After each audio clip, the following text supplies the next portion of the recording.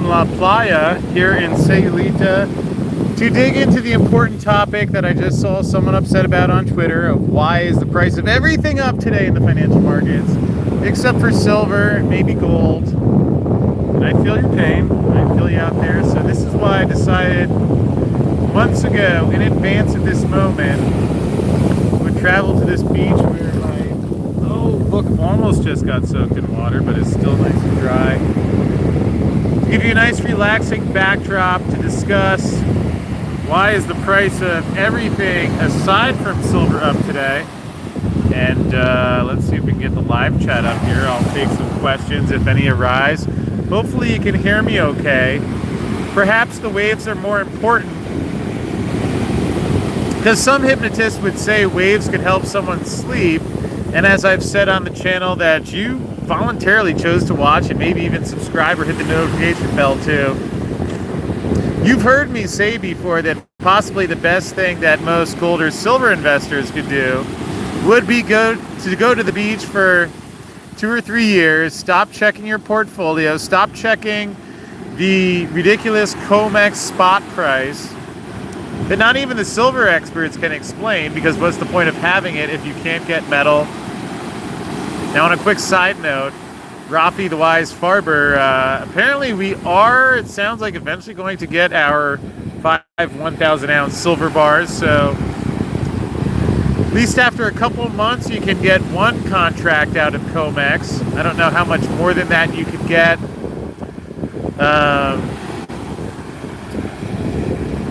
But I mean, I think you know the deal.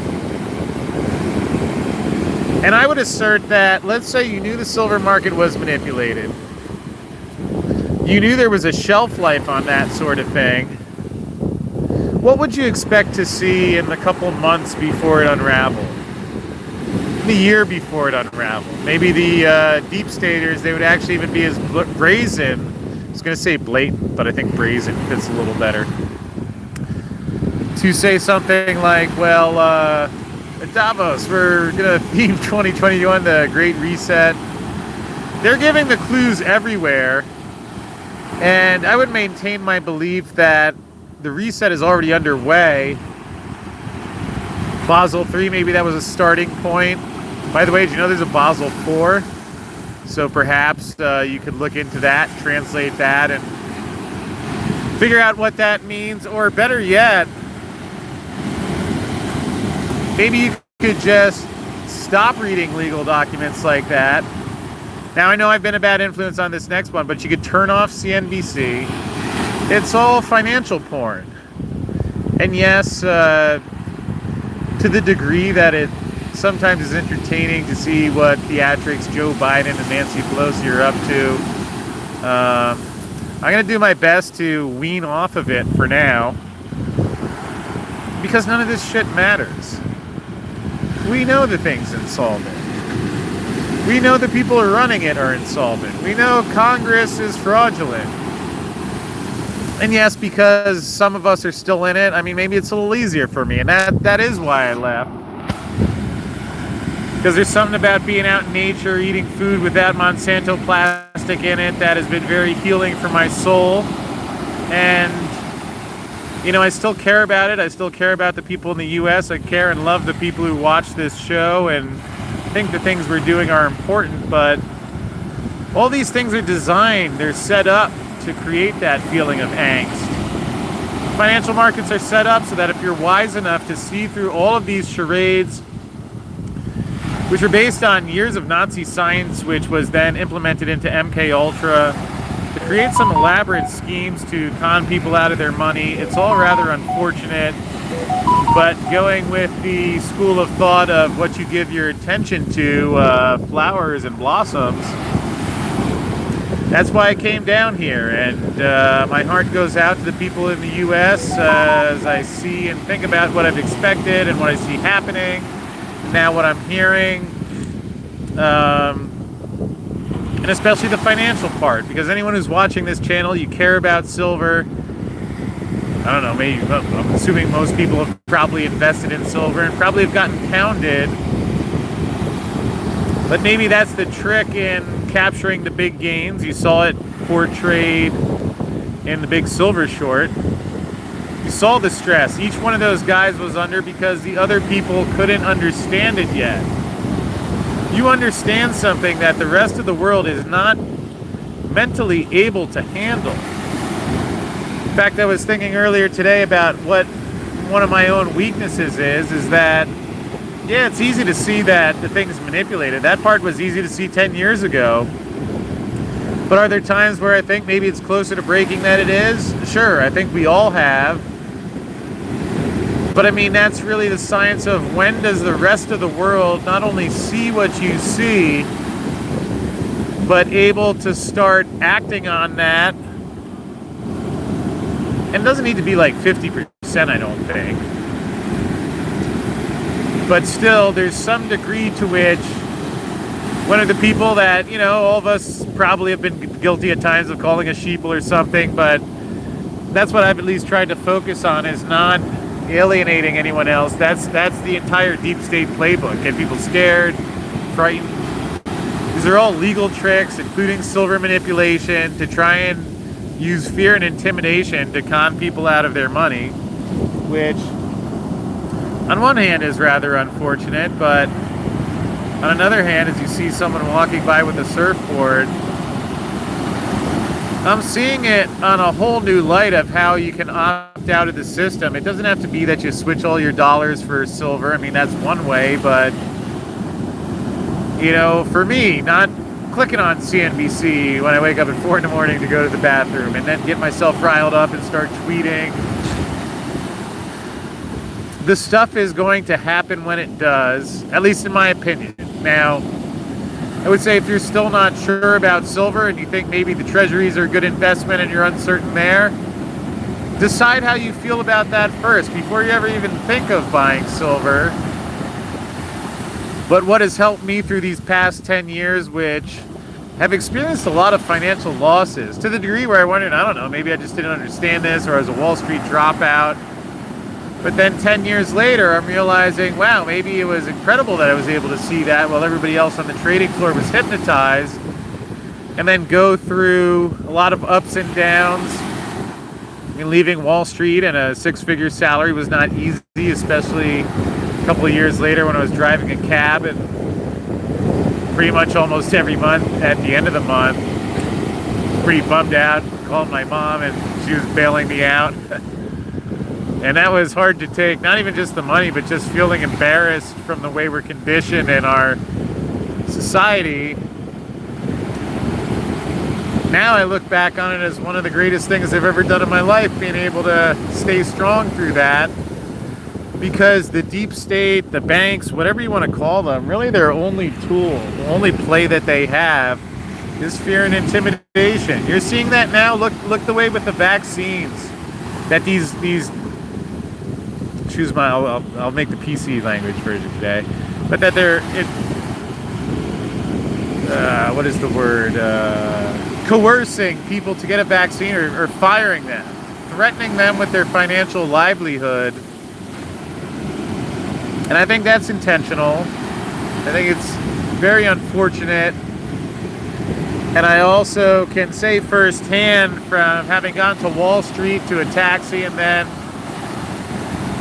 now thinking about how grateful I am that on a Monday afternoon I can sit at the beach, share the things that I feel are important, and have figured out my own way through the finances. And that's because we are all infinitely capable. Kind of in that same way when the mother lifts a bus off of her child, you know, the adrenaline kicks in. And that's why you see a lot of these fear tactics used to prevent you from realizing that true power.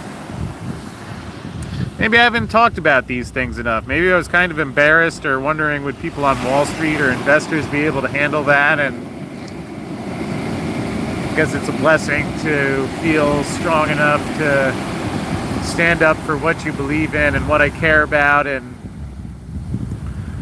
I hope everybody's able to find that in their own way. And I would say, now that you've heard the long version, simple answer of why is everything up except for silver? Because it's rigged. The banks know what's coming with silver. Not probably your average banker, but some of the people up top. I bet a large amount of silver on that. You know, I don't know if I can probably prove it too, although I can't share some of that evidence right now, so you can read between the waves on that one. Read between the waves on that one. That was clever. Think of it as a PSYOP. Same way September 11th was a PSYOP. Psychological operation designed to part you from your money, which is really all the CIA and these unfortunate, unhealthy people who need therapy know how to do. So, with that said, might add, this beach you're looking at is in Sayulita, Mexico. If you saw the Silverfest 2 update, you saw that rather than getting myself all worked up about it, I spent the last couple months going to resorts, negotiating with them for Silverfest, and I was going to get the all-inclusive package, although they had that American corporate feel to some of them. I don't know that I trust these guys to babysit my dog, Nibbles, aka Silver Playa Plata dog. But in the end, it's primarily going to be online. I know it's not easy to travel this year, although I heard some people still want to come anyway, so we're going to do some informal stuff. Maybe we'll do some beach meditation, dig for silver in the sand here. So if anyone is, I can't tell you whether it's safe to fly or not. I have mixed views on that, and leave that aside for now. But if you want to come hang out in Sayulita between October 26th and 31st, we'll have some fun ready for you. And maybe before wrapping up here today, we'll take some questions. I see there's an active chat there. It looks like Joe just got his ass wiped. No, Jerry just got his ass wiped. Assuming that means on the paper silver price. Although, I don't know if the ass wiping is complete just yet, because keep in mind that unless you have closed out that position, today's marks are about as useful as the fraudulent marks the Federal Reserve gave for those shitty subprime treasury mortgage bonds back in 2007 and 2008. To explain what that means, when something is no bid, that means the bid is zero. So like an option will expire at the end of the week, you know, and it's deep out of the money, so it would be no bid. So if it's no bid and the top offer is 80 cents, it gets marked to 40 cents. So basically, if you have some shitty mortgages that are worthless, but the Fed says, oh, well, we'll bid 40 cents on the dollar, and everyone's selling, the Fed's just printing money to buy it, that's called creating a fraudulent price. It's another 3-card Monty, so I would chillax about the silver marks today. If it makes you feel better, when I remember, I'll post in one of the upcoming videos a picture of my TD Ameritrade value, which went from about like $10,000 to $200,000 the week of February 1st, and then has, I guess if you counted for my additions, would be negative. But if you're using that as a much larger, if you're taking a step back and doing the math out of that, and making yourself the casino and turning JP Morgan into the drunken, sloppy, slobbish blackjack player, I'm pretty sure I'll come out ahead in the end. Actually, one thing I might mention here, I've been using a smaller amount of money to try a lot of new things trading wise, because I think there's also a lot of value in just experimenting.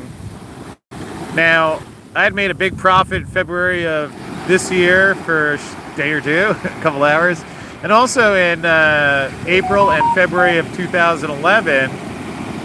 Now, I did not hang on to that profit, but I learned a lot, which I think makes me better prepared for what is coming. So anyway, if you're feeling the pain, don't look at your portfolio today if it's not necessary. And I mean, what are you going to just give up tomorrow? If you're going to be alive for a while or have kids or family, then I think it all will work out in the end. So I'm not sure if my data on my new spiffy Mexican phone, which gets reception at the beach, is low, but let's see if anyone has a question. Who gets hurt when silver goes up? Nobody really, because even people like George Bush and the deep staters, unhealthy individuals like Jamie Dimon, I think will be freed from their addiction to the paper dollar. I'm going to help them out by doing my best to arrest them with lawsuits, which we will be discussing at Silverfest 2, October 26th to 31st. We're going to get a special lawsuit for Rusty the Boss at the CFTC, Jamie Dimon, and Jeff at Goldman Sachs, since he's special. We'll throw David Solomon in since he puts his name on that shit, runs that crap fest.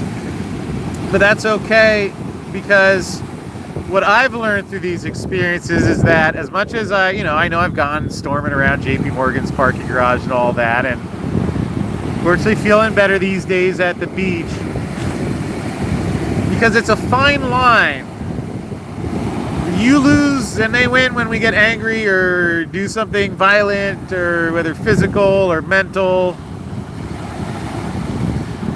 And that's something I've really struggled with over the years. I think many of us have. But the way I look at it is that I think these people aren't well.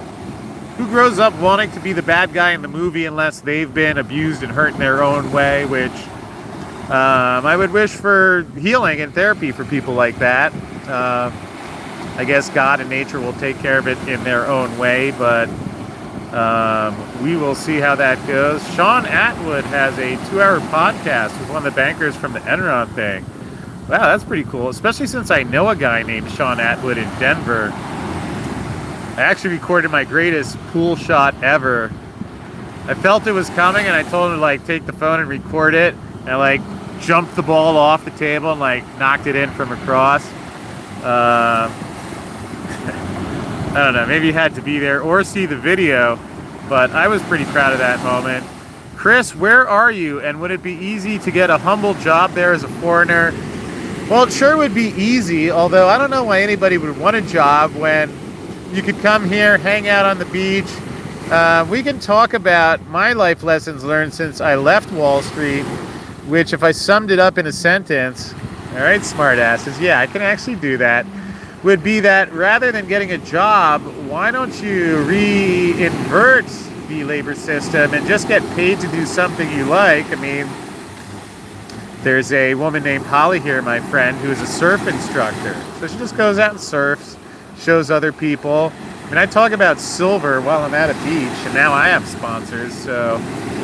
And I would also say my claim to fame is that I can help anyone through this process. Really, it comes down to if somebody believes that it's possible to live the life that you want, rather than this Rothschild shit we were programmed with in the U.S. through our virulent deep state textbooks. None of that shit's real. I meant to tell you that.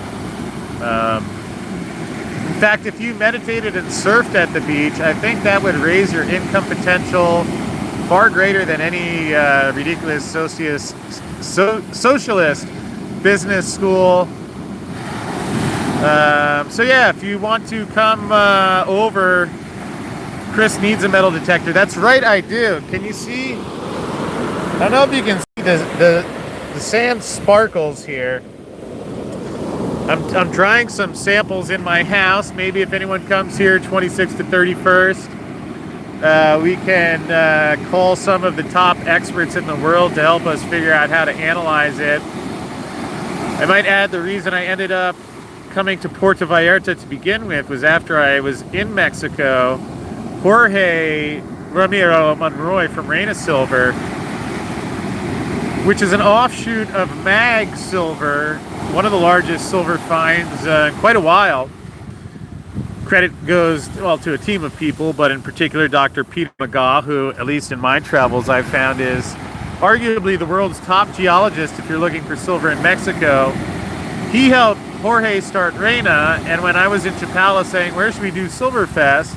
He said, why don't you do it by Puerto Vallarta? There are the resorts there. It's an hour away from our mine site. So basically, the buddy of the guy who's the top expert in the world about finding silver in Mexico sent me here. And like I said, the sand sparkles. So I don't know. You could go to the fellow who asked about getting a job. You could apply to Wharton. I know some weirdos there. Actually, I don't. I don't think I talk to... Well, I text one guy I still know every like couple of months. But aside from that, if you wanted a job, I mean, I don't know, I'd just come help your buddy Chris get some of this sand out of the ocean. Sometimes it's almost like there's so much in there, the ocean's just saying, no mas, take it, please. Now, the only downside to an American perspective is that racist shit that the government propagates. Oh, aren't Mexicans lazy or won't be able to find shampoo or high-tech products? Well, the good news is that that's all bullshit like all the other racist ideas that the government propagates. In fact, the only thing you would be missing would be the Monsanto GMOs in your food supply. Now, I'm not going to show you how sexy my abs look today. You have to come see that in person. But it's kind of nice when you're eating real healthy food. Your body just adjusts. You eat what's natural. You feel great. You're excited about being alive. Oh yeah, it's also a fraction of the cost. So I'm just saying. And instead of Goldman Sachs here, we have a dude at the exchange booth. I think he's like 17. Did some bong rips before he showed up there, but that's how useless Goldman Sachs is at their inflated price. And hopefully Chris will be right someday. I'll bet you a lot of silver on it there. Is that Eric? Yeah, well, I mean, here's the thing.